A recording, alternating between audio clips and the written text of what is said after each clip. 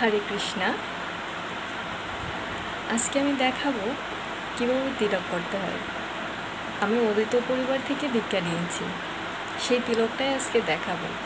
এছাড়াও আরও অনেক তিলক আছে, শ্যামানন্দ পরিবার, নরোত্তম দাস ঠাকুর পরিবার, গদাধর পরিবার ইত্যাদি। আজকে আমি দেখাচ্ছি অদ্বৈত মতামতের থেকে যারা নিয়েছেন তারা কিভাবে তিলক ধারণ করে। তাদের তিলক ধারণ আকৃতিটা হচ্ছে বটবৃক্ষ পাতা আকৃতি, মানে বট পাতার আকৃতি। হরে কৃষ্ণ।